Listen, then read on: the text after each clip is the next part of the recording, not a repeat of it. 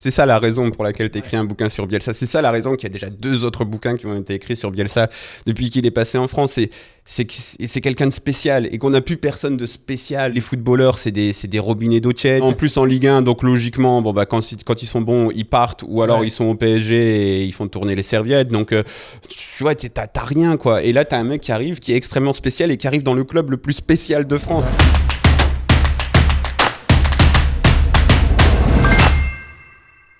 Mourad Hart, bonjour. Bonjour Mathias Pujade. Comment ça va ? Très bien. Et vous, Mathias Pujade? Merci, très bien.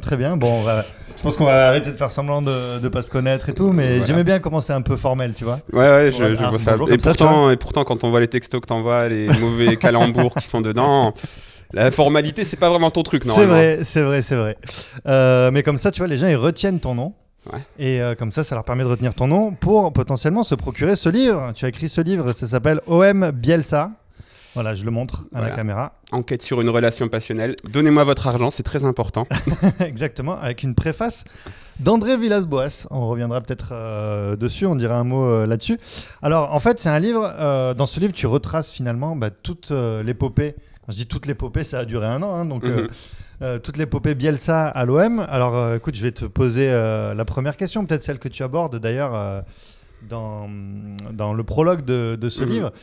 Pourquoi avoir eu l'envie d'écrire un tel livre finalement sur un entraîneur qui est resté qu'1 an à l'OM ? Parce que ça a changé toute ma vision du foot, et dans le prologue, donc je fais un peu un parallèle avec Bob Dylan et ce journaliste, ce critique de musique de rock américain qui a vu sa vie changer lorsqu'il a vu Bob Dylan débarquer sur la scène de Johan Baez. Et c'est un peu ça, moi j'ai vu Marcelo Bielsa débarquer sur la scène de l'OM, et d'un seul coup je me suis dit, ah oui, le foot ça peut être ça, ça doit être ça, est-ce que ça doit être ça? Donc d'un seul coup, tu vois, tu te poses cette question, et cette question elle existe encore. Donc en fait, Bielsa c'est un choc footballistique, et même en termes, peut-être que justement en plus de ça, même en terminant 4e, le fait que ce soit un choc footballistique, ça en dise long. Et voilà, en fait ça me poursuit. Maintenant je suis tous les matchs de Leeds en Championship. J'ai jamais eu autant peur pour une autre équipe parce que d'habitude, moi, je tremble que pour l'OM, tu vois. Je suis comme, il y a que pour Bonny que je tremble, mais là, il y a aussi pour Leeds maintenant. Et ça me fait bizarre parce que j'ai des sympathies pour d'autres équipes par rapport à mon chemin de vie. J'ai été en Ukraine, en Argentine, donc il y a des clubs que j'aime bien. Mais j'ai pas peur, tu vois, quand il y aura des occasions, etc. Ça, c'était réservé à l'OM. Maintenant, même avec Bielsa, tu vois, quand je vois Leeds perdre, ça me fait quelque chose. Enfin, Leeds, je m'en fous, en fait, mais c'est lui, c'est Bielsa, c'est ce qu'il représente. Et moi, je pense qu'on a une chance énorme d'avoir ce qu'il représente dans notre club. Oui, Bielsa et tout ce qu'il représente. Alors, c'est ça que tu essayes un petit peu, finalement, de démêler dans ce livre. Qu'est-ce que représente Bielsa ? Est-ce que c'est plus qu'un entraîneur ? Alors, tu refais un petit peu toute la chronologie, en fait, dans le livre. Et on peut dire, c'est un entraîneur atypique, et le sketch commence déjà un petit peu à son arrivée. Alors, c'est vrai que je me souvenais plus très bien de ça, et je m'en suis rappelé en lisant ton livre. C'est vrai, est-ce qu'il a signé, est-ce qu'il n'a pas signé, il était dans les tribunes. Ça avait commencé comme ça déjà. D'ailleurs, j'ai croisé Karim Attab de Maritima il y a pas longtemps, qui m'a dit qu'il était à Montpellier, parce que donc en fin de saison, la fin de saison avant que Marcelo Bielsa arrive à l'OM, il vient voir l'équipe, il vient voir des matchs, il vient aussi discuter avec la direction, et il est notamment à Montpellier dans les tribunes. Et Karim Attab connaissait Manu Amoros, et il m'a dit moi je suis parti voir Manu Amoros et je vois qu'il est avec Marcelo Bielsa, et je lui dis je peux faire une photo et tout. Puis après on l'avait mis sur le site de Maritima, et Marcelo Bielsa après dit merde, c'était pas un supporter, en fait c'était un journaliste. Et bref, c'était un petit peu donc en effet il y a un truc. Déjà il y a une mystique, tu vois, c'est Marcelo Bielsa qui arrive, c'est avec tout le respect que je lui dois, c'est pas Eli Bop, quoi, tu vois. T'as Marcelo Bielsa qui arrive, tu dis qu'est-ce que c'est, tout le monde te dit mais c'est un loser, il y en a d'autres qui disent mais non, t'as pas compris, c'est le beau jeu, etc. Donc dès le début, en fait, même avant son arrivée, t'as un truc de fou. Et comme en plus Marcelo Bielsa, les contrats qu'il signe, c'est des encyclopédies en 3 langues ou qu'il faut faire traduire, etc. Ça prend très longtemps. Et comme en plus le président de l'Olympique de Marseille se nommait Vincent Labrune, qui était tu vois, je pense que sa moto, ça pourrait être celle de Charles Pasqua, les promesses n'engagent que ceux qui y croient. Tu vois, Vincent Labrune, il fait beaucoup de promesses, et puis Marcelo Bielsa, il dit très bien, donc comment tu vas les appliquer, tout ça, lui. Donc ça a pris beaucoup de temps, en effet, et c'est vrai que ça avait excité tous les supporters, parce qu'en plus, l'OM n'avait pas bien contrôlé ce truc, tu vois. Marcelo Bielsa était en tribune, etc. Donc voilà, l'excitation est déjà commencée. Comme tu dis, alors en plus, pour tous les gens qui ne le connaissaient pas forcément, quoi, on nous annonce El Loco, donc le fou, hein, pour ceux qui ne parlent pas espagnol. Polyglotte. Ouais, t'as vu ça un peu, j'ai fait vois. des progrès, ouais. c'est quand on fait les lives et qu'on part en espagnol. Exactement, qu'on commente en espagnol et on fait des sessions en espagnol. Ça t'a aidé. Pour l'international. Pour l'international. Pour les fans argentins qui suivent OM Dijon. Exactement. Et alors, peut-être que toi, tu sais, moi j'avais lu à l'époque une anecdote sur Marcelo Bielsa qui n'a rien à voir avec son passage à l'OM. C'était visiblement avant en Argentine. Paraît-il que une fois il était en conflit avec des supporters et que des supporters se seraient mis autour de chez lui pour je sais pas, le houspiller un peu et qui serait sorti avec une grenade pour leur faire peur. Bon, j'étais pas là, mais cette anecdote a été elle a été confirmée par multitude de personnes qui étaient là. Et le truc qui est fou, c'est que donc en Argentine, on peut déjà poser ce jalon-là, c'est qu'on te dit toujours Bielsa il a rien gagné. Ouais, mais Bielsa, son équipe de cœur, donc déjà il l'a révolutionné et elle joue dans le parquet Marcelo Bielsa. Tu sais, c'est comme si on jouait maintenant dans le stade Jean-Pierre Papin. Ouais. Tu vois, donc déjà après son premier passage dans sa carrière, il avait déjà achevé plus qu'on ne peut le faire normalement dans toute une vie. Donc bon, déjà il faut remettre ça en contexte. Et à Newell's, enfin à Rosario, c'est une idole ultime. Et en effet, il a fait des trucs complètement de malade. Enfin, il est jusqu'au boutiste, quoi, Marcelo. Ouais. Disons qu'en tout cas, il n'a pas usurpé son surnom quand il arrive à Marseille, quoi. Voilà, enfin lui il dit que c'est simplement parce qu'il a réagi de manière différente à des situations que ce qu'on aurait pu imaginer. Donc bon, tu sais, comme il s'est réfugié dans un monastère pendant 6 semaines, il me semble, après l'élimination de l'Argentine au Mondial 2002, parce que le mec s'est dit, bon, faut que je me remette en cause, là ça va pas, il était détruit, il était en dépression, voilà quoi, c'est spécial. Il fait pas la fête comme les joueurs du PSG 3 jours après une élimination à Dortmund en train de faire tourner les serviettes. Voilà, c'est pas ça quoi. C'est pas l'esprit de la maison. Alors, en fait, de suite, ce qui change à l'OM avec l'arrivée de Marcelo Bielsa, c'est le premier truc, c'est les entraînements qui sont du coup plus du tout les mêmes. T'en parles et tu les décris un petit peu, ces entraînements dans le livre. Ça ressemblait à quoi les entraînements de Marcelo Bielsa ? C'était déjà c'était ultra intensif, donc c'est sûr que ça ressemblait pas trop au tournoi de tennis ballon auquel certains étaient habitués. Et ensuite c'est basé sur ce qui s'appelle la méthode analytique, c'est-à-dire qu'au lieu de jouer de manière globale, tu vas répéter un geste en détail pour parfaitement maîtriser ce geste. Alors en France c'est pas la méthode la plus populaire, notamment parce qu'on se dit tu vas maîtriser un geste mais sans opposition, sans ça, donc c'est pas forcément les conditions de match, c'est pas forcément bon. Et en fait, moi j'ai été aidé par Romain Pellissier, donc qui est entraîneur à l'AS Gémenos et qui est un grand passionné de tactique et avec qui on a regardé des tas de vidéos d'entraînement, etc., où il m'a expliqué en détail. Celui vraiment c'est sa passion. Et en fait, c'est vrai que lorsqu'il m'expliquait tout ça, je me dis mais oui, c'est ça. Alors voilà, ça t'explique en fait, ça met des mots sur ce que tu voyais en match, parce qu'en match, tu voyais un joueur comme Benjamin Mendy. Seul coup, tu te dis où il a appris à centrer comme ça. Tu vois, moi je le répète tout le temps, mais la saison précédente, Eric Dimeco avait dit publiquement si un jour Benjamin Mendy va en équipe de France, je mange un rat. Ce mec-là, il sait pas centrer, il sait rien faire. Là, le mec, il faisait des centres au cordeau parfaits. Tu voyais André-Pierre Gignac, il avait marqué 3-4 buts, enfin peut-être un peu plus, mais très peu de buts dans sa carrière de la tête. Là, il avait un jeu de tête merveilleux. Il a marqué plus de buts de la tête en une saison qu'il avait fait en 10 ans avant ça en Ligue 1. Et donc tu dis, mais d'où ça vient ? Ça vient de là, ça vient de l'analytique. Donc il y a l'intensité. Et puis il y a aussi un côté pédagogique parce qu'il veut apprendre des choses aux joueurs. Alors oui, c'est fatigant parce qu'il leur demande une concentration maximale, mais c'est pas fatigant physiquement parce que ça, c'est une erreur qui a souvent été faite. On a dit, les joueurs sont fatigués physiquement, mais non, ce sont des athlètes qui sont pas fatigués physiquement, mais par contre quand ce sont des athlètes qui ont l'habitude d'avoir des séances un peu plus light et que là tu leur dis si vous venez ici vous devez travailler, vous devez souffrir, à force, au début ça marche parce qu'ils ont un sentiment de revanche par rapport à la saison toute pourrie qu'ils avaient fait avant, mais au bout d'un moment ils se disent bon là ce serait bien qu'on fasse des tennis ballons quoi. Après très vite quand même aussi à son arrivée il y a un autre problème, c'est un problème de communication, donc il y a une sorte de truc qui se crée un peu bizarre où il est de suite en froid avec les journalistes, en tout cas avec certains, mais beaucoup. Et puis, alors on va y revenir sur le Marcelo Bielsa et les journalistes parce que forcément tu y consacres un long passage, ce qui est normal. Mais il y a d'abord la communication entre Labrune et Bielsa. Et C'est ce que tu disais tout à l'heure, c'est-à-dire que La Brune, c'est quelqu'un qui a tendance à promettre, et puis... Le Charles Pasqua du football, quoi. Le Charles Pasqua du foot, ouais, c'est bien vu. Et Bielsa, qui est quelqu'un de très droit, qui se revendique très honnête, etc.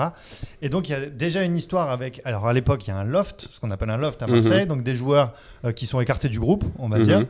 Et à l'époque, il y avait donc Fanny, Morgan Amalfitano, Saber Khalifa, le grand Saber Khalifa, et puis d'autres aussi, des jeunes. Il me semble qu'il y avait Bilal Omrani aussi qui était peut-être dedans. Voilà, il y en avait 6-7, quoi. Et le premier truc, c'est ça, c'est-à-dire que finalement, ces joueurs-là ne comprennent pas très bien pourquoi ils sont là. Ils vont voir Bielsa et disent, mais pourquoi est-ce qu'on n'est pas retenu avec les joueurs pros? Bielsa leur dit, demandez au président, c'est lui qui vous veut pas. Et puis, quand ils vont voir La Brune, La Brune, il dit écoutez, moi je vous aurais bien mis, mais si l'entraîneur veut pas, j'y peux rien, quoi. Ouais, voilà, c'est que c'est en fait, en plus, le truc, c'est qu'au final, lorsque tu t'écoutes la version des uns, la version des autres, tu te dis voilà, en fait, Marcelo Bielsa le reconnaît plus ou moins. Il dit, lorsque on a mis au point un plan très précis avec Vincent Labrune, donc c'est ce plan très précis qui a mis du temps à être élaboré, qui a mis du temps à être signé, et donc il explique notamment, j'avais demandé à Vincent Labrune si je ne pouvais entraîner que les joueurs qui allaient faire toute la saison avec nous. Donc ça, il le dit même en conférence de presse. Donc ils font un choix, ils se disent ces joueurs-là, on va les écarter parce qu'ils ne font pas partie de notre plan pour la saison. On va les vendre, on va rapporter de l'argent et on va te faire venir autant de joueurs. Donc en fait, tout est limpide. Sauf que après, Marcelo Bielsa se dit c'est pas ma responsabilité parce que j'ai demandé d'abord à Vincent Labrune si on pouvait le faire. Vincent Labrune m'a dit oui, donc je les ai écartés. En plus, après, il y en a certains, Morgan Amalfitano et Benoît Chéroux, qui demandent à s'entraîner avec les pros. Et donc Marcelo Bielsa a dit en tant que joueur, bien sûr, je vais vous réintégrer, etc. Même si c'est pas l'accord qu'ils avaient passé avec Vincent Labrune. Et en fait, vu que personne ne prend clairement ses responsabilités parce que Marcelo Bielsa pense aussi que c'est pas sa responsabilité. On se retrouve avec des joueurs qui sont un peu au milieu et qui sont un peu perdus. Morgan Amalfitano, ça l'énerve un petit peu. C'est pas quelqu'un qui garde ce qu'il a sur le cœur, donc il le fait savoir et à Bielsa et à ses adjoints et à la presse. Donc voilà, en fait, ça dit beaucoup de ce que tu vois. T'as besoin quand t'es avec Marcelo Bielsa que tout soit très clair. C'est-à-dire que si tu dis oui, on peut faire ça, tu vas le faire. Et là, Vincent Labrune, c'est une anguille qui est toujours en train de voir selon ce qui est faisable, ce qui n'est pas faisable, comment il attire les joueurs, comment il fait ça. Donc au final, déjà, ça partait sur de très mauvaises bases. Et bon, après, je pense que c'est aussi un peu l'erreur de Bielsa de s'être dit oui, je peux faire confiance à Vincent Labrune, quoi. En fait, il y a un moment, c'est le truc de Charles Pasqua, quoi. Les promesses n'engagent que ceux qui y croient, et voilà. Il finira d'ailleurs quand même par réintégrer des joueurs de ce loft dans le groupe pro et pour les matchs, dont Fanny d'ailleurs, dont Rod Fanny. D'ailleurs, ce qui est très intéressant, parce que là encore, ça témoigne d'autre chose. C'est parce qu'on lui a pas recruté les joueurs qu'on lui a demandé. Et à un moment, il se dit merde, je vais pas avoir de joueurs qui je pourrais réintégrer. Et là, Franck Bassi lui dit il y a Rod Fanny qui peut jouer arrière droit et central, et c'est ça dont on a besoin. Et donc, il se dit ok, bon on va l'essayer, etc. Et même si à la base, il faisait pas partie du plan. Donc l'OM, de toute manière, le plan n'était pas du tout. Bielsa veut que les choses soient ultra strictes, ultra carrées. Ouais. Et c'était le bordel au club, clairement. Ouais, et puis c'était effectivement encore pour pallier une promesse non tenue de Vincent Labrune de recruter des joueurs. Il y a aussi Bielsa et les journalistes. Alors ça, c'est le truc. C'est-à-dire que déjà, quand il signe finalement, pendant un mois, il fait aucune interview, il se présente pas devant la presse. Et même à OMTV, parce que même à OMTV, tous les entraîneurs qui arrivent font leur présentation à OMTV. Même là, lui, non, il l'a pas faite. Il le fait pas. Et en fait, de suite là, les journalistes, ils le prennent très très mal. Ouais. Et ça va en fait d'entrée mettre un froid entre lui et les journalistes, quoi. Il faut se dire que, comme on l'a déjà dit, il y a une excitation incroyable autour de qui est Marcelo Bielsa. Donc forcément, la presse veut donner Marcelo Bielsa à ses lecteurs, à ses téléspectateurs, etc. Et Marcelo Bielsa se refuse à ça. Alors il a ce côté, avec la presse, il a une certaine distance qu'il justifie par le fait de traiter tout le monde à la même enseigne. C'est-à-dire que s'il donne une interview à Canal+, pour lui, il doit aussi la donner à la plus petite des radios étudiantes si possible, donc il en donne à personne. Donc voilà, il dit je fais des conférences de presse, et ces conférences de presse elles durent super longtemps, il essaye d'être ultra précis dans ses conférences de presse, mais il ne donne pas d'interview privée. Donc déjà ça te met à dos une partie des journalistes, parce que c'est le travail d'une partie des journalistes d'essayer de construire une relation avec l'entraîneur pour qu'il vienne faire des interviews privées, etc. On l'a vu, Football Club de Marseille, on a eu tous les entraîneurs de l'OM qui sont passés, on peut le dire, tu vois. tous les uns après les autres, ils nous ont tous beaucoup aimés. Et le président aussi, d'ailleurs, hein, Vincent Labrune. Enfin, je travaillais pas là-bas, mais apparemment, il avait un petit sobriquet pour pour mes collègues Ben et Nico. Il les aimait bien. Et donc voilà. Donc déjà, Marcelo Bielsa se met ces mecs-là à dos. Puis après, avec Marcelo Bielsa, il faut être ultra précis dans ce que tu dis, dans ce que tu fais. Et si tu dis vos joueurs sont apparus fatigués, ok, bah quelle statistique tu parles, comment tu le justifies, etc., etc. Et vu que d'emblée, les journalistes se sont dit « Ok, ce mec-là, il nous boycotte, donc on n'est pas content. » La première conférence de presse, ça tourne beaucoup autour de ça. Pourquoi vous êtes pas présenté ? Est-ce qu'on est vos ennemis, etc. Donc déjà, t'as ça. Ensuite, il dit « Non, je ne ferai pas d'interview privée. » Et ensuite, après, quand il en remet en place un ou deux, parce qu'il pense que leurs questions ne sont pas justifiées. Donc, tout ça mis bout à bout, forcément, les journalistes, ils commencent à se dire voilà, on l'aime pas, lui. Et je rajoute à ça son attitude qui était quand même étrange, quoi, quand on n'avait jamais vu ça avant. C'est-à-dire que le mec, il regarde personne, quoi. Donc, il se met devant son micro. Et puis il regarde dans le vide un petit peu plus loin, il répond aux questions, mais il regarde dans le vide. Ouais. Il regarde ses chaussures, écoute, il a des belles chaussures sans doute. Mais ouais, après il justifie ça par le fait de ne pas parler français, donc d'avoir honte de regarder les gens dans les yeux s'ils ne parlent pas français ou un truc comme ça. C'est une particularité de Marcelo Bielsa, et en fait avec le recul maintenant quand tu interroges les journalistes, ils te disent oui bon on s'en fout un petit peu au final, enfin en tout cas c'est ce que me disent la majorité de ceux que j'ai interrogés, mais je pense que encore une fois d'emblée ils se sont dit ah ouais ils nous regardent même pas, enfin ça a rajouté un petit peu de côté négatif au truc. Ouais, mais tu vois là où je suis pas d'accord, c'est qu'il y a encore aujourd'hui des mecs, quand j'écoute les radios nationales et tout, et que le sujet Bielsa revient, c'est en fait la symbolique, parce que c'est le premier truc qui sort, tu vois, ils disent oui mais à l'époque Bielsa il regardait même pas les journalistes dans les yeux. Ça c'est les radios nationales, tu vois, parce que les journalistes qui étaient là, bon il y en a certains qui vont encore te dire oh, puis ce truc quand même c'était un peu bizarre tout ça, mais en règle générale, tu vois, par exemple donc dans le livre il y a Gilles Amar qui travaille notamment pour Canal+, Infosport+, qui me dit bon, à la limite, on s'en fout, quoi. En fait, lui, ce qui le gênait plus, c'est que son traducteur, parce que donc Gilles parle un petit peu espagnol, il dit ce qui me gênait plus, c'était que le traducteur, il soit un petit peu à la ramasse, quoi. Étant donné le niveau des conférences de presse, c'était plus ça qui était gênant. Après, t'en auras toujours certains qui te feront ce reproche, quoi. Mais je pense que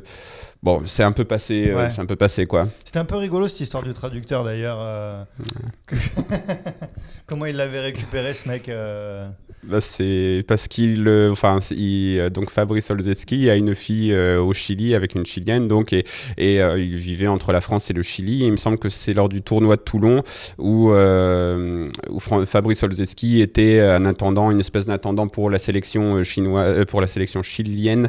Et donc voilà, ils se sont rencontrés comme ça à l'époque où Marcelo Bielsa était autour de la sélection chilienne aussi. Et le jour où il arrive en France, Marcelo Bielsa il dit ah oui si, j'en connais un Français qui parle français espagnol, je l'aime bien, et puis il va être mon traducteur. Et puis en plus le mec au début il sait même pas s'il va être tout à fait traducteur, et puis petit à petit il dit ah oui d'accord, oh, ok, si vous me donnez un contrat, bon bah très bien, pourquoi pas, je peux le faire. Et puis parce qu'en fait il s'était attaché à lui, quoi, et qu'il l'aimait bien, quoi. Et il s'occupait plus de ça, moi c'est ça qui m'intéresse, c'est qu'il s'occupait plus de l'idée de bien aimer le mec, plutôt que de savoir s'il était précis sur ses traductions, quoi. c'est ce qui est un peu bizarre, parce que généralement Marcelo Bielsa en fait il y a vraiment un truc bizarre avec Bielsa, c'est-à-dire que tout le monde a envie de dire ouais, bah, il est fou, il est mal poli, il te regarde pas dans les yeux, etc. Alors qu'en règle générale c'est vrai que quand tu travailles avec Marcelo Bielsa, je pense que c'est très très très très dur, et toutes les personnes que j'ai interrogées m'ont dit c'est dur, quoi. Mais d'un autre côté, c'est quelqu'un qui va faire ce genre de choses. C'est quelqu'un qui va. Il y a quelqu'un dans son staff aussi qui s'appelle Ever Demalde, qui a la vingtaine à l'époque. C'est un entraîneur des 4, des 5 dans la province de Junín en Argentine.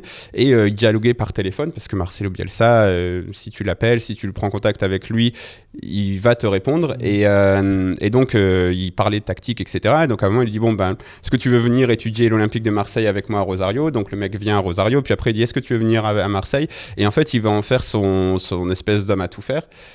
Et il y a beaucoup de personnes qui vont te dire mais il l'a traité mais comme une merde, Everdemaldé, c'était très dur, et c'est vrai en fait, tu vois. C'est très dur avec lui. Et peut-être pas comme une merde quoi, mais c'était très dur, il était extrêmement difficile. Et d'ailleurs si vous ne le remettez pas, Everdemaldé, c'est le mec qui met le café sur la glacière de Bielsa quand Bielsa s'ébouillante les fesses.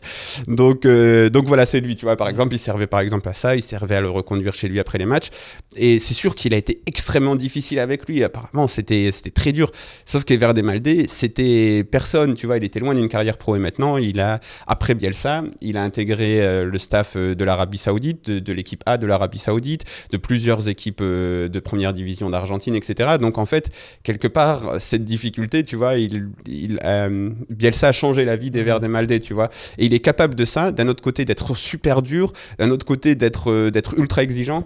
C'est un mec spécial, quoi, Bielsa. C'est un mec spécial, ouais. Mais, tu racontes aussi qu'il y a des joueurs qui racontent que des fois, un jour, ils passent devant eux, ils ne les calculent pas. Et puis, 3 jours plus tard, ils sont à 40 mètres et il va faire un détour incroyable juste pour venir les saluer et leur dire bonjour et leur demander comment ça va, quoi. Voilà, c'est ça. Ou alors, tu joues pas de toute la saison, etc. Et puis, conférence de presse, il va faire des éloges sur toi incroyables parce que c'est vraiment ce qu'il pense en plus. Très vite, ce qui se passe, c'est que tout le monde dit mais c'est trop fatigant, les joueurs vont être trop fatigués, ils vont pas tenir toute la saison comme ça. De toute façon, les joueurs vont craquer au passage de Marcelo Bielsa, ils vont craquer à un moment dans la saison. Et en fait, ce que dit Bielsa, et ça c'est intéressant parce que tu remets des bouts entiers de ces conférences de presse. Et en fait, ce qu'il dit, c'est que les joueurs seront fatigués si les journalistes disent en permanence qu'ils sont fatigués. Et qu'au bout d'un moment, à force de lire, eux, dans la presse, qu'ils vont être fatigués, ils le deviennent, quoi. Voilà, c'est une espèce de prophétie autoréalisatrice. Et en effet, il y a quelque chose de cet ordre-là parce qu'on l'a promis à l'OM, on l'a dit dès le début, tous les journalistes, même surtout beaucoup de Parisiens, enfin de journalistes, enfin pas pour jouer l'opposition, tu sais, les méchants Parisiens, mais je veux dire journalistes nationaux, quoi. Les éditorialistes, voilà ce que j'appelle les éditorialistes, tu vois, beaucoup dit ouais, ça va les fatiguer, etc. Alors qu'encore une fois, physiquement, les joueurs de foot sont des athlètes qui peuvent répéter ce genre d'effort. Ces entraînements ne durent pas non plus 3 heures, bon des fois ils peuvent être doublés, etc. Des fois il y a des mises au vert, ça plaît pas non plus, etc. Mais c'est surtout mental. Et ouais, il y a des choses comme ça où en effet, si tu dis tout le temps vous êtes fatigué, tu vois, à un moment ça rentre dans ta tête. Et c'est un principe psychologique de base, quoi. C'est que si tu dis oui, c'est toujours fatigué. Méthode Coué. Voilà, c'est un peu une méthode Coué. Donc en effet, il y a un peu et puis les joueurs je pense que les joueurs aussi étaient dans un certain état d'esprit à ce moment-là, tu vois, où ils se disaient on en a assez fait, tu vois. Quand tu es champion d'automne, à un moment, il y a certains joueurs qui doivent se dire quand même on est bon, et puis voilà, est-ce que moi je vais signer où l'année prochaine, et puis qu'en plus tu perds le taulier de ta défense, Nicolas Nkoulou, qui part au Cameroun et qui va pratiquement plus revenir de toute la saison, et que c'était ton seul défenseur, parce que les autres c'était pas des défenseurs centraux de formation, tout mis bout à bout, et à bout d'un moment tu dis c'est vrai que je suis peut-être fatigué là. Il y a un truc toujours pour rester sur l'exigence de Bielsa, une anecdote assez marrante, c'est que à un moment il y a ses intendants et l'équipe médicale, ils font un match pour eux entre eux, quoi, pour hors travail. Et en fait, il va demander à la cellule de vidéo de lui détailler les positions de chaque personnage sur le terrain. C'est quand même fou ce truc, quoi. Je sais même pas quoi rajouter, tu vois. C'est une anecdote qui s'auto-suffit à elle-même. C'est Bielsa, il veut savoir ce que tout le monde fait, comment il le fait. Et je sais pas à quoi ça va lui servir, mais, mais peut-être qu'il va se dire ok, donc ce mec-là, il est plus offensif, ce mec-là, il est plus prêt à se sacrifier pour la défense. Tu sais pas quoi. Mais moi, Marcelo joue en défense. Si tu veux, je sais faire que ça par contre. C'est dur. Le reste. Ouais, mais c'est ça qui est fou, c'est-à-dire que en fait, il donne envie de pénétrer dans sa tête, quoi. T'as envie de savoir pourquoi il fait ça, pourquoi il donne envie de pénétrer dans sa tête. Mais tu vois, c'est ça la raison pour laquelle tu écris un bouquin sur Bielsa. C'est ça la raison qu'il y a déjà 2 autres bouquins qui ont été écrits sur Bielsa depuis qu'il est passé en France. C'est quelqu'un de spécial et qu'on n'a plus personne de spécial de nos jours, tu vois. Regarde, partout, dans toutes les sphères, tu vois, tu crois plus en aucun politique. Enfin, je vais pas m'aventurer sur ce sujet-là, c'est difficile, mais même beaucoup d'artistes qui ont aucun charisme, ou tu vois, ils ont rien de spéciaux, ils ont rien. Il y a les footballeurs, c'est des robinets d'eau tiède qui disent des choses d'eau tiède, et puis en plus en Ligue 1, donc logiquement, quand ils sont bons, ils partent, ou alors ils sont au PSG et ils font tourner les serviettes, donc tu vois, t'as rien, quoi. Et là, t'as un mec qui arrive, qui est extrêmement spécial et qui arrive dans le club le plus spécial de France. Donc ça, c'est extraordinaire. c'est une histoire extraordinaire et c'est vrai que moi, ça me passionnera toujours quand t'as quelqu'un d'extrêmement spécial. Tu vois, à la limite, si je devais être jaloux d'un truc au PSG, ce serait peut-être, tu vois, Zlatan. Zlatan, il est un peu extrêmement spécial. Alors, je l'ai détesté très cordialement, mais il est extrêmement spécial, tu vois. Et de temps en temps, tu as besoin de choses comme ça, tu vois, de choses plus que l'essentiel, c'est de prendre les 3 points. Morgan Sanson fait une super saison, mais en zone mixte, c'est dur quand même. Faut prendre les matchs les uns après les autres. Voilà, bah oui, on a un peu souffert, mais ça va, on a réussi, on a beaucoup travaillé, on va pas baisser la tête, on va continuer à travailler à l'entraînement, et puis bon, voilà quoi. Il y a une autre anecdote que je trouve assez marrante, et c'est marrant parce que tu en reparles dans le livre, mais moi j'avais le souvenir de ça, j'avais pas eu la suite. C'est l'histoire des Bielsa mobiles. Là. Ah, les Bielsa mobiles, ouais. À l'époque, on nous avait dit, vous voyez, cet entraîneur, il est tellement précis que on a fait venir tout un tas de voiturettes à la commanderie qui vont servir à faire des séances vidéo en direct sur le terrain. C'est quoi Qu'est-ce qu'elles sont devenues ces Bielsa mobiles ? Bah, il y en a. Bon, celles de l'OM, elles ont été bazardées parce qu'en fait, ça a été un peu l'enfant du divorce, les Bielsa mobiles. C'est-à-dire que Marcelo Bielsa a dit. Bon, apparemment, il y a certains litiges encore avec l'OM. Il y a certaines choses qui les réclament encore. Mais en tout cas, quand il est parti, il a dit bon, bah, ça, c'était mon idée. Donc, à la base, il suggère cette idée. Et puis. Sans doute qu'un peu, enfin, ça vient, je crois, à l'automne, donc c'est après le fait que Marcelo Bielsa ait été très mécontent du mercato, donc sans doute que Vincent Labrune se dit bon, ok, on va essayer de lui trouver un petit truc pour le satisfaire, et pourquoi pas, on va lui faire ces petites voitures là, il va être content, et donc l'OM se démène parce que ça coûte très cher, donc il trouve un sponsor qui est une marque de montres, et d'ailleurs normalement elle devait s'appeler donc je sais pas si on a le droit de dire la marque, devait s'appeler les Rodania Mobiles. Regarde, on va dire Swatch et Rolex, comme ça on aura dit 3 marques pour le CSA qui nous regarde pas. Donc, voilà. Bonjour le CSA. Salut. Et oui, donc les Rodania, elles devaient s'appeler les Rodania Mobiles et tout le monde les a renommées les Bielsa Mobiles. Donc déjà le coup du sponsoring, tu vois, c'est pas top parce que tu te fais un peu tuer dès le début. Et en fait, le truc c'est que Bielsa voulait que ce soit tactile les écrans et en fait c'était impossible avec les logiciels qu'il demandait, donc il les a essayés une fois et il a dit bon j'arrive pas, ça marche pas, allez on les remet au garage. Mais quand il est parti il a dit c'est quand même un peu mon idée, j'aimerais quand même on sait jamais si je creuse l'idée un jour ou l'autre, donc il a récupéré je crois la moitié de la flotte, ou il en a récupéré quelques-unes qu'il a mis qu'il a entreposées à Bilbao dans un garage qu'il possède. Mais c'est vrai que cette anecdote des Bielsa Mobile, ça me fait dire que finalement en fait, ça en dit beaucoup, je trouve, sur Labrune, quoi. T'as l'impression qu'il a quand même essayé, Labrune, de le garder, d'être sympa avec lui, mais qu'il devait probablement composer avec Margarita, l'argent qu'on lui donnait pas. Donc finalement, il a pas fait la moitié des trucs, et puis après, il essayait de compenser en essayant de lui faire plaisir, et ça pouvait pas du tout passer ça avec un mec comme Bielsa, quoi. Bah clairement, surtout il s'est mis en 4 pour faire venir Bielsa. Ouais. Mais le problème c'est sans doute que les méthodes de Labrune elles collent pas avec celles de Bielsa, c'est-à-dire que il promet des choses qu'il peut pas promettre, c'est un peu un joueur, Vincent Labrune, c'est quelqu'un qui aime bien le jeu, qui s'est pris au jeu du mercato aussi parce qu'il y a du bluff, etc. Et ouais, il a vraiment essayé, c'est certain, mais il a essayé certaines choses, mais en fait, peut-être que des fois avec Bielsa, vaut mieux pas s'avancer sur des choses que tu ne peux pas faire. Il y a un autre truc que tu rappelles, et ça c'est vrai que c'est un peu une idée reçue aujourd'hui encore quand on entend les gens parler de l'époque Bielsa. On entend les gens dire, les journalistes, les observateurs, on les entend dire oui, mais à l'époque quand même, vous vous rappelez quand même de l'équipe qu'il y avait, il y avait Aïnou, il y avait Gignac, Bielsa il avait une équipe complètement dingue qui pouvait être championne. Et en fait, tu rappelles un truc, c'est que finalement, dans cette équipe, déjà, il n'y avait pas tant de bons joueurs que ça. Il y en avait, c'est vrai, mais il n'y en avait pas tant que ça.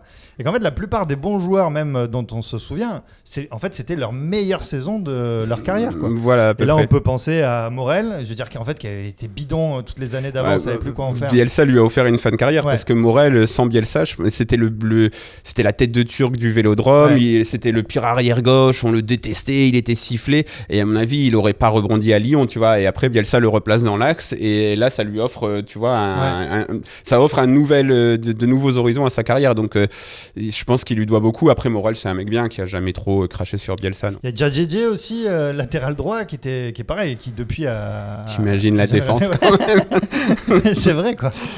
Et Imbula aussi. Et Imbula, je trouve qu'il est très symptomatique parce que c'était le projet Dortmund, Imbula, quoi. Donc c'était un joueur un peu jeune qu'on recrutait dans l'espoir de revendre beaucoup plus cher. Et en fait, on s'est rendu compte qu'après, il a pas.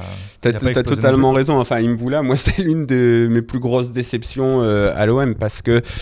En effet, c'est le projet Dortmund. C'est un joueur qui a un talent incroyable. Ouais. Tu le vois la première partie de saison avec Bielsa, il fait des choses que peu ne savent faire. Et puis, lui aussi, on lui dit souvent, ouais, mais c'est pas trop dur de jouer tout seul au milieu de terrain, tout ça.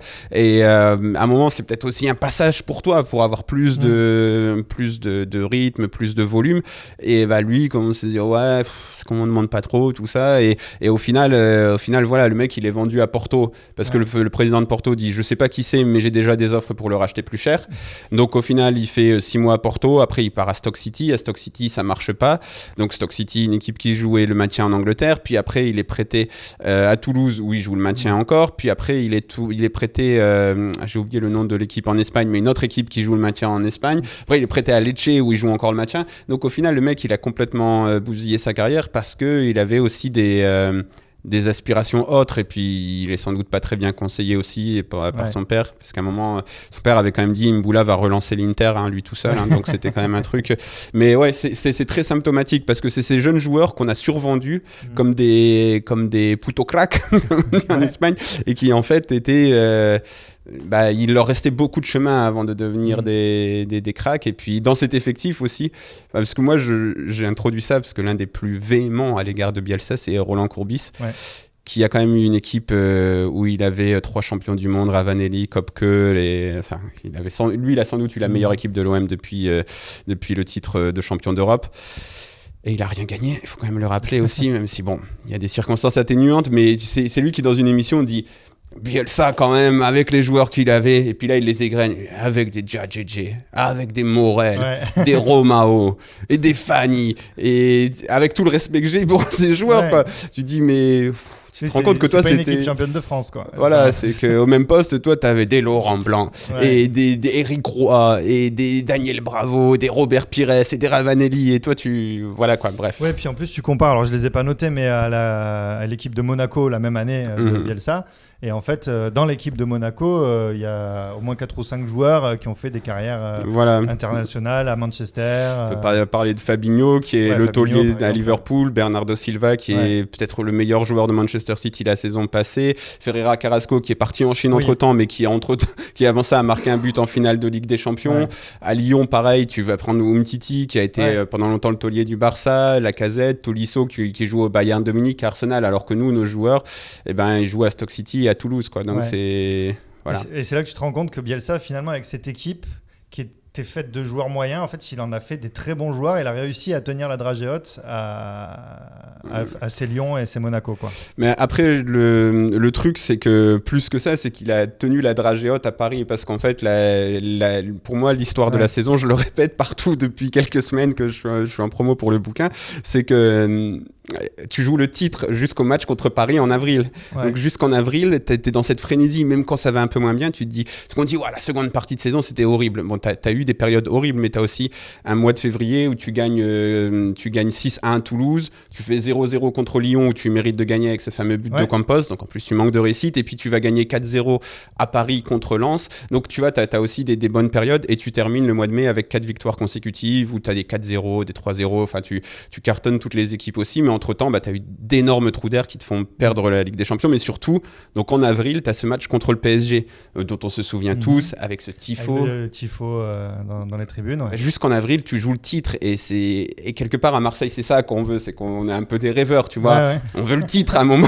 Tu vois, il y avait Joël Cantona sur notre plateau, à Football Club de Marseille, il y a quelques semaines, qui disait on joue le titre, nous. Et lui, il veut pas aller la deuxième place, ça l'intéresse pas. Lui, il joue le titre. Et c'est ça que tu veux. Et là, tu le joues pour de vrai. Et à la mi-temps, tu mènes 2-1 et le stade il est en ébullition, tu peux pas faire plus chaud que ça, et tu joues le titre, quoi. T'es à ça de prendre le titre, et puis en 45 minutes le PSG te ridiculise. Sans doute que les joueurs, encore une fois, ils se sont dit est-ce qu'on peut continuer comme ça 45 autres minutes puisqu'ils faisaient beaucoup de pressing, etc. Moi, ma théorie, c'est que ça a joué dans leur tête et que voilà, tu vas plus jamais jouer le titre après ça depuis. Ouais. Et c'est triste, tu vois. Moi, j'ai un peu une autre théorie par rapport à ton analyse. Et d'ailleurs, tu le dis, en fait, tu dis qu'à la fin de la première mi-temps, sur le terrain, quoi, il y a des joueurs de Paris, il y a Thiago Silva qui regarde les Marseillais et qui dit mais vous allez tenir comme ça pendant encore 45 minutes, quoi. Mais t'as quand même des pros en face qui eux-mêmes n'y croient pas trop au fait que les Marseillais vont tenir. Mais en même temps, comment tu veux battre le PSG en jouant normalement, en faisant des efforts normaux ? Non, tu peux pas. En fait, il faut faire quelque chose d'anormal pour battre le PSG. Mais en même temps, humainement, c'est chaud de faire ce qu'ils ont fait en première mi-temps pendant 90 minutes, quoi. Oui et non, tu vois, c'est là aussi, c'est que c'est chaud de faire ce que l'Ajax a fait au Real Madrid l'an dernier pendant 90 minutes, face au Real Madrid, quoi, pas le PSG.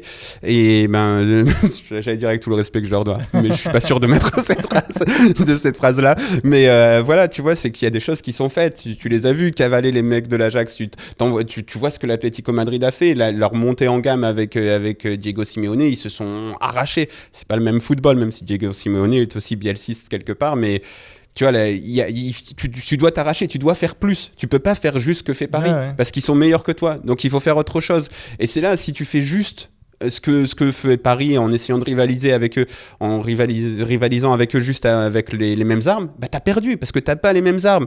Toi t'as Brice Diadjedje et Morel et Fanny. Ta défense c'est Diadjedje, Morel, Fanny, Mendy. Bon, voilà, tu vois, c'est pas la sécurité sociale, quoi. Donc, il faut que tu fasses autre chose. Et Diadjedje fait une saison énorme et Morel et Fanny et des saisons tout à fait admirables. Mais tu dois faire autre chose. Et c'est ça, moi, qui m'énerve un petit peu, c'est qu'il y a des moments. Donc, on est rentré dans un football vraiment où le rêve, c'est mort. Tu t'y penses plus. C'est-à-dire que cette année, et je suis d'accord avec André Villas-Boas, qui est un coach que j'apprécie beaucoup, qui est différent de Bielsa, mais quand André Villas-Boas dit c'est pas un classico Paris-Marseille, il a raison, ça me fait chier quand ce match il arrive, je me dis on va encore avoir tout le cirque, machin, tout ça, et puis on va se prendre 3-0, et puis après les Parisiens, alors qu'ils perdent, ils se font ridiculiser en Ligue des Champions. Donc il a raison, sauf que t'as plus de rêve, donc tu peux plus gagner le titre, tu peux plus gagner la Coupe de France, tu peux plus gagner la Ligue des Champions, tu peux plus rien gagner, et en plus de ça tu te dis oui mais on va pas faire des trucs qui sortent du commun, on sait jamais.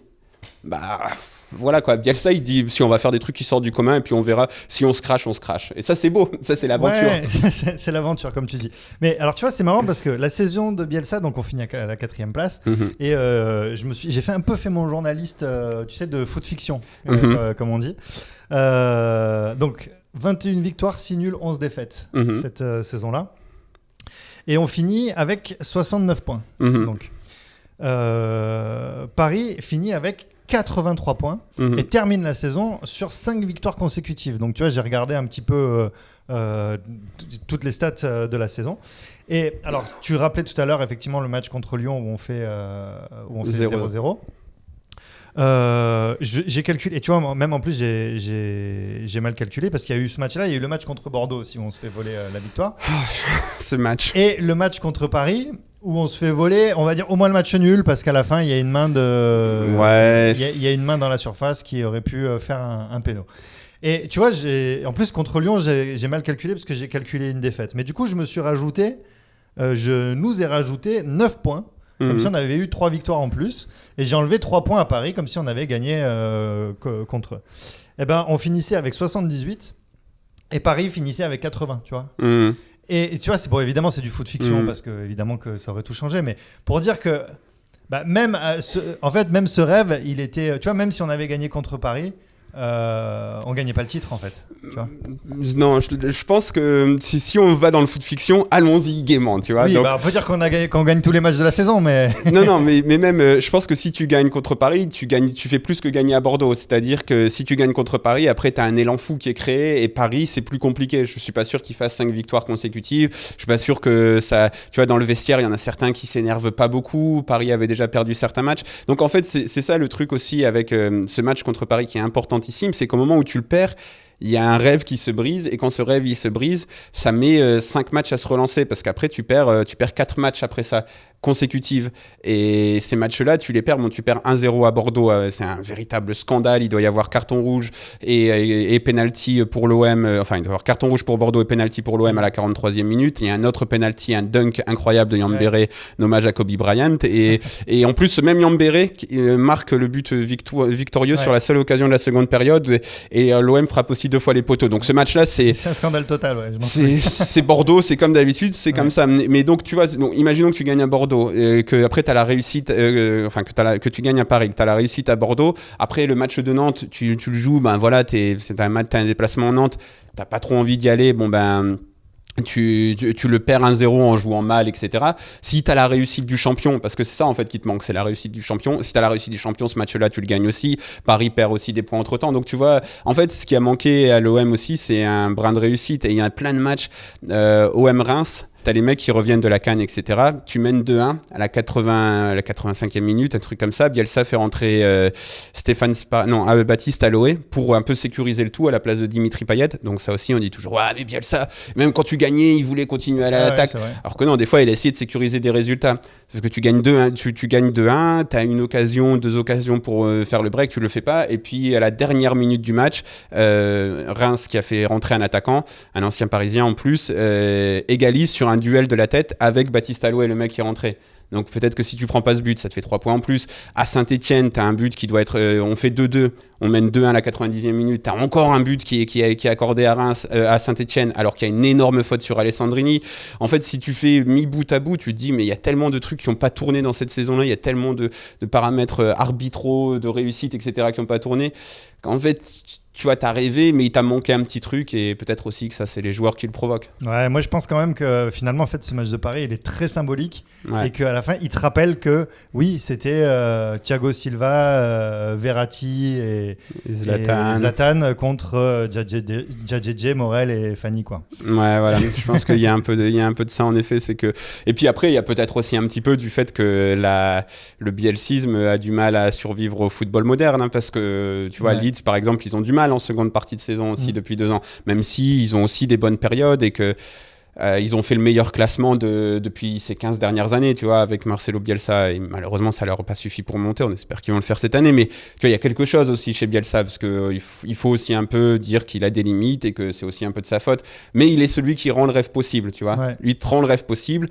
Après, ses limites font peut-être que le rêve n'arrive pas à se réaliser à cause de lui aussi.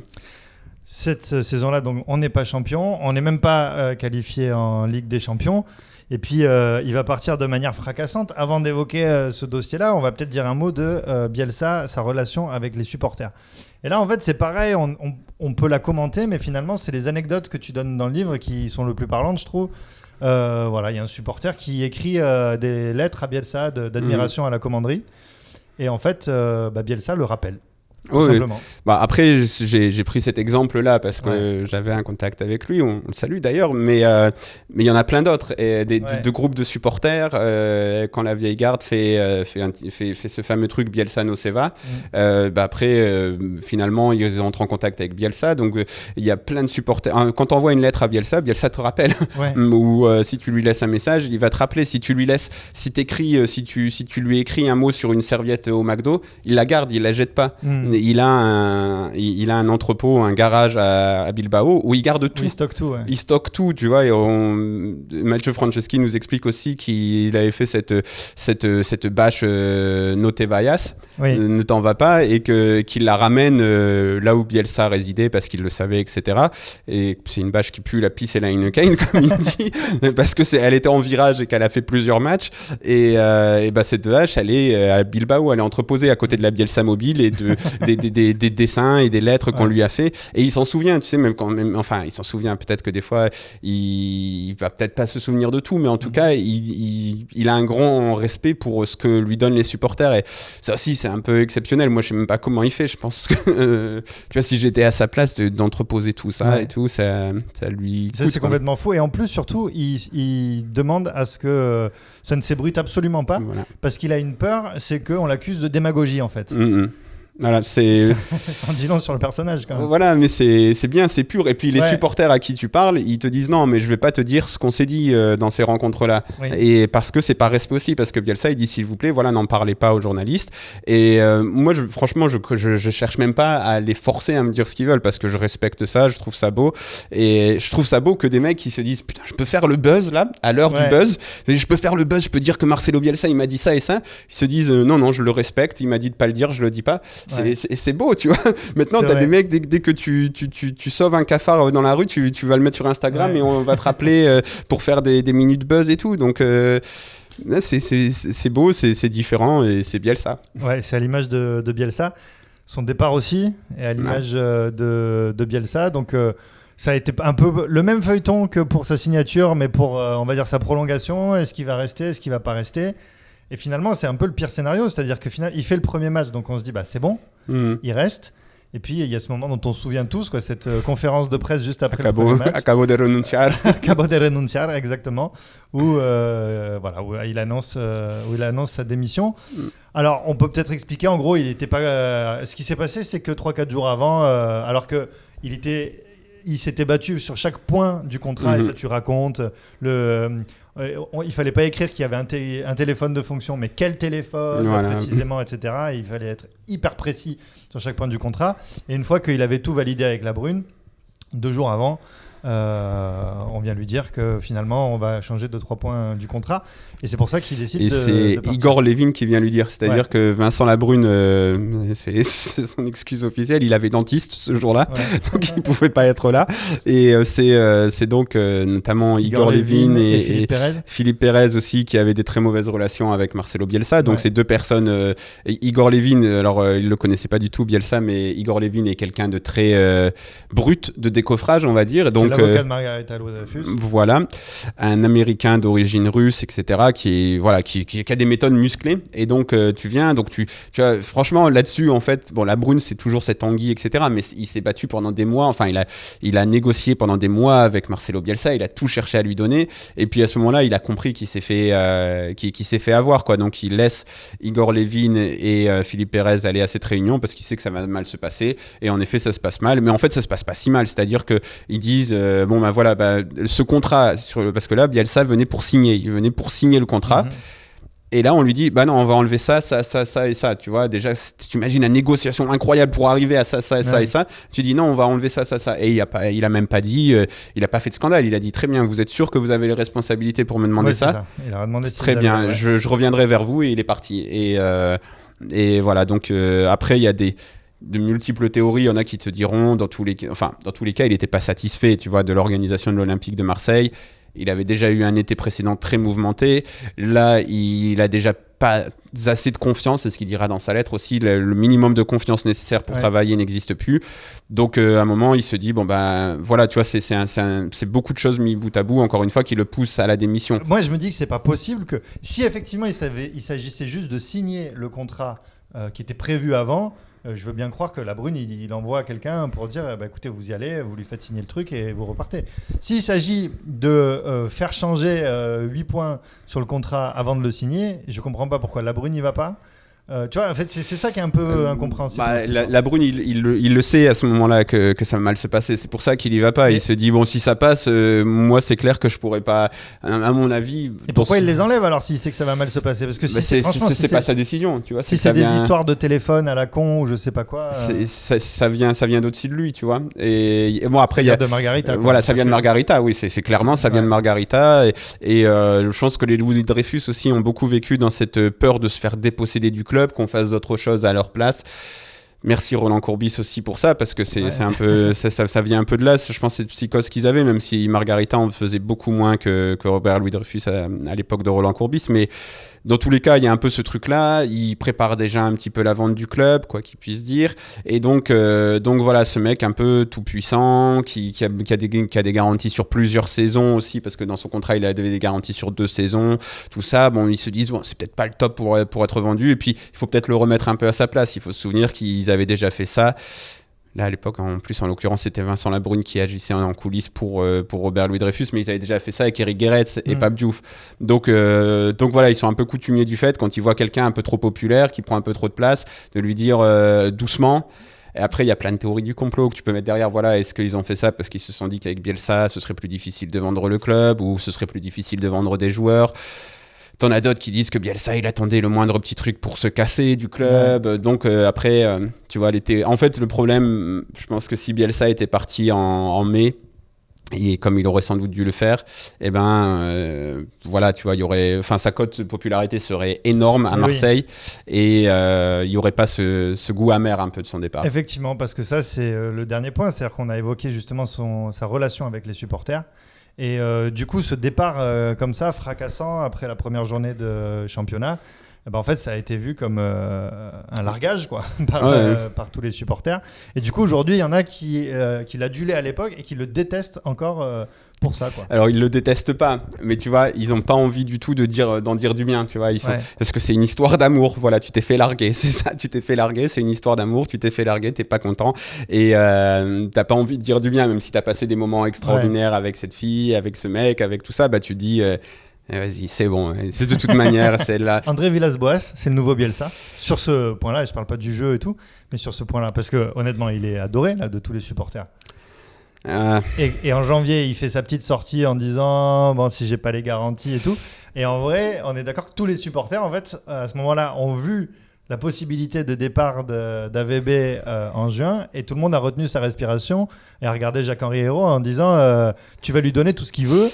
Sur ce point-là, il y a en effet ça. Il y a en effet le truc où tu te dis Villas-Boas, c'est un peu l'héritier de Bielsa là-dedans, dans la com. C'est-à-dire que ce sur quoi il est très impressionnant, Villas-Boas, c'est que depuis qu'il est arrivé, tu sens qu'il n'est pas là pour jouer à des jeux d'intrigue, tout ça. Il te dit ce qu'il pense. Exactement. Ouais. Et s'il doit se casser, il se casse.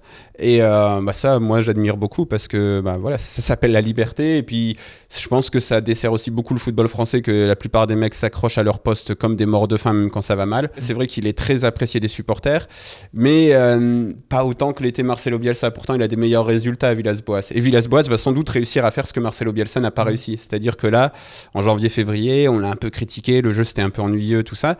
Mais c'est sans doute le moment aussi où ça commence à tanguer un peu à Marseille. Et pour Bielsa, là, Villas-Boas a fermé les vannes, il a pris plein de points, il a plus de points qu'avant, et il va sans doute nous amener en Ligue des Champions. Et ça, c'est tout le mérite lui en revient. Mais il a manqué en tout cas, il manque un petit truc qui fait que t'es fou amoureux de Villas-Boas. Tu l'apprécies beaucoup, tu te dis, ce mec-là, il est quand même...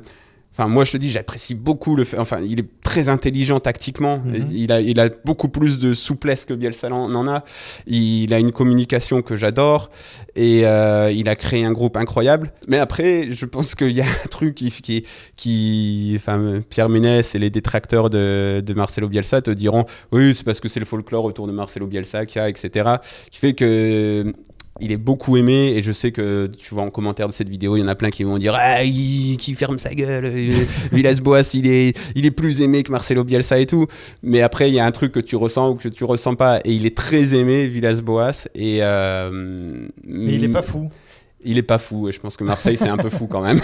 Donc il y a un peu un truc comme ça. Je pense qu'il y a un peu moins d'identification, mais il y a en effet beaucoup de respect pour le travail de Villas-Boas. Et vraiment, je respecte énormément, parce qu'on va dire ouais, mais il est anti-Villas-Boas et tout, c'est pas vrai. J'adore Villas-Boas. Ouais, on rappelle qu'il a fait la préface de ton livre, du coup. Voilà, et en fait ça dit beaucoup de choses, parce que donc Villas-Boas, qui fait cette préface, dans ce qu'il écrit dedans, il écrit aussi que de rencontrer Marcelo Bielsa, c'est quelque chose de différent. C'est ça, c'est que ça a guidé des choix de vie. Et moi, je ne l'ai pas rencontré personnellement, Marcelo Bielsa, mais étant donné ce que représente l'OM pour moi, je l'ai rencontré peut-être encore plus personnellement que si j'avais passé quelques temps avec lui. Et voilà, ça guide des choses, ça te change ta vie, etc. Et voilà quoi. Mais après, je souhaite que Villas-Boas nous emmène en Ligue des Champions, et j'ai un respect énorme, mais je pense qu'il y a un truc différent, quoi. Il n'y a pas de folie, hein, en fait. Il n'y a pas de folie autour de sa personnalité, même s'il y a une grande admiration. C'est marrant parce que moi j'ai une théorie, et j'ai l'impression que justement, et Bielsa évidemment c'est le seul contre-exemple je trouve à ça, mais j'ai l'impression que justement à Marseille on aime, contrairement à ce qu'on dit, on aime les personnages qui sont pas fous. Et à chaque fois qu'il y a un joueur un peu fou et on dit ouais mais à Marseille il sera bien, ça se passe pas bien, tu vois. Ben Arfa, on disait ouais il est un peu fou, mais à Marseille ça va marcher parce qu'il va enflammer le Vélodrome, et ça marche pas du tout. Balotelli, ouais il est taré, mais à Marseille comme ils sont tous fous ça va se passer.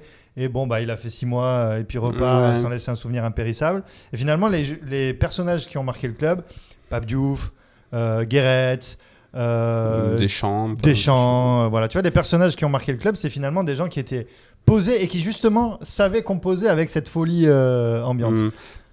Et d'ailleurs, Bielsa, je dis que c'est un contre-exemple, mais pas tellement, parce que certes, il est aimé, mais au final, son départ fracassant, tu vois, ça montre qu'il est aimé et détesté par certains, quoi. Tu vois, je pense que dans tous les exemples que tu as donnés, tu vois, tu pourrais aussi rajouter Enze, Lucho. Ouais. Je pense que ce qu'on oublie, je pense qu'en effet, à Marseille, on a besoin un peu de charisme, tu vois, un peu de trucs de s'enflammer, mais tu as besoin de travail, parce que tous ces personnes que tu cites, c'est des mecs travailleurs. Ouais, et tu vois, donc sur Football Club de Marseille, on vient de mettre la vidéo, une interview d'Eric Guéretz, et tout le monde dit, enfin, tu vois, met des cœurs et dit, lui, il les faisait travailler, etc.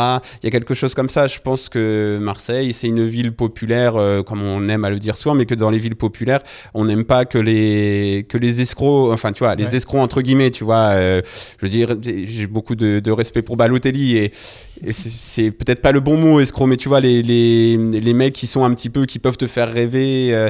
On veut du rêve, mais on veut aussi un travailleur. Et Bielsa, il travaillait 24/24. Et Enze, il travaillait 24/24. Et on l'a adoré pour ça.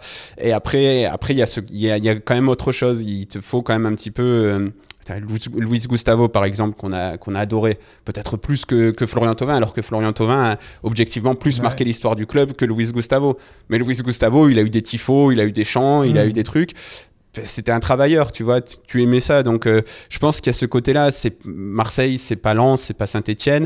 Mais il y a ce côté où tu as besoin d'un travailleur charismatique, en fait. Et tu as envie de l'aimer, tu as envie qu'il ait de la gueule. Peut-être pas de la folie, mais tu vois, voilà, c'est ça. Tu as envie d'avoir quelqu'un que tu suis, en fait. Tu vois, c'est ça, je pense. Et c'est ça, en fait, ces mecs-là, comme Guéret, c'est ça. C'est un mec, tu as envie de le suivre quand il te dit, si avec son accent belge, si quelqu'un touche à mes joueurs, je peux le tuer. Tu as dit, mais oui, c'est ça, Eric. Tu as totalement raison. Quand Bielsa, il met un taquet à la Brune, tu as envie de le suivre. Quand Villas-Boas, il met un taquet à Hérault, tu as envie de le suivre. Tu as envie de suivre. C'est ça. Tu as envie d'avoir un travailleur qui travaille pour le peuple, enfin, pour le peuple du Vélodrome, pas le peuple, tu vois, parce que dans le peuple du Vélodrome, il y a plein de classes sociales, etc. Mais t'as envie d'avoir ce mec-là et t'as envie de le suivre, qu'il ait du charisme et qu'il soit travailleur. OM, Bielsa enquête sur une relation passionnelle. Mourad Hartz, journaliste au Football Club de Marseille, avec une préface d'André Villas-Boas. Je le montre encore. Voilà, si vous voulez revivre toute l'épopée Bielsa racontée par un amoureux, je pense qu'on peut le dire. Je pense qu'on peut plutôt dire que tu fais partie des pro-Bielsa. Ah oui, je suis plutôt pro-Bielsa. Mais en plus, je voudrais aussi dire, parce que je m'étais dit, quand je ferai la promo, il faudra que je le dise tout le temps, je ne l'ai jamais dit, c'est que l'OM, c'est beaucoup plus important que Bielsa. Attention, c'est que l'OM, c'est un vivier incroyable d'histoires qui ne s'arrête jamais.